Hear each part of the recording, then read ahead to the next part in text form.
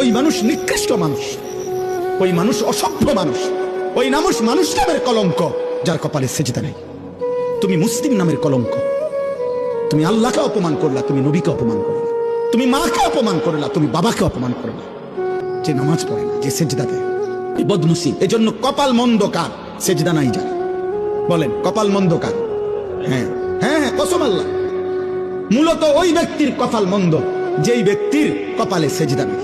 না, এজন্য সেজদাবিহীন যুবক, সেজদাবিহীন কিশোর, সেজদাবিহীন মুসলমান, সেজদাবিহীন নারী, তুমি মন্দ কপাল, দুর্ভাগা, বদনসিব, বদনসিব, বদনসিব। তোর কপাল নাই, তোর কোনো কপাল নাই। মূলত বাতে খাও, তুমি পয়সাই কামাই করো, তুমি গুম যাইবা আর পেশাব করবা আর দুনিয়া ভোগ করবা। এতটুকু দুনিয়া জানোয়ারও ভোগ করে, দুনিয়া জানোয়ারও ভোগ করে, শুধু দুনিয়া জানোয়ারও ভোগ করে, দুনিয়ার প্রয়োজন জানোয়ারেরও পূরণ হয়। অতএব এটা জরুরি।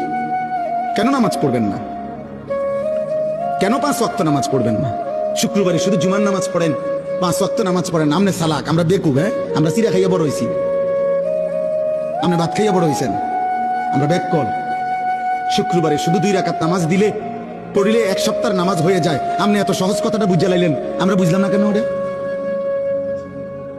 এই বলেন না কেন? কোন বাটপারে বলছে এটা? বলেন।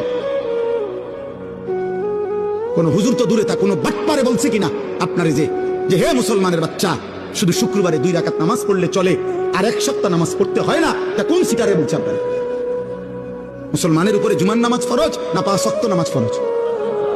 তো জুমার নামাজ কি আলগা নামাজ? শুক্রবারে নামাজ 6 ওয়াক্ত। তো তাইলে শুক্রবারে নামাজ কয় ওয়াক্ত? তো শনিবারে কয় ওয়াক্ত? তো রবিবারে কয় ওয়াক্ত? তো তাহলে নামাজ কয় ওয়াক্ত ফরজ? তো আপনি এটা আলগা করলেন কেন?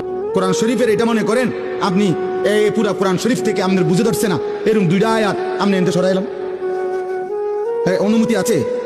তো তাহলে আপনি এটা কেমনে, আপনি ভাগ করলেন কেমনে যে বেকুব দ্বারা হেরা পরে 5 ওয়াক্ত, আমি বুদ্ধিমান, আমি পড়ি 1 ওয়াক্ত? বলেন আব্বা, বলেন। ফজরের নামাজ কেন পড়বেন না? ফজরের নামাজের সময় মহান আল্লাহ তাআলা ভোরবেলা যে ঘুম থেকে জাগায়, সেটা কি আল্লাহ জাগায় না? রাত্রিবেলা ঘুম পাড়ায়, তো সেটা আল্লাহ ঘুম পাড়ায় না?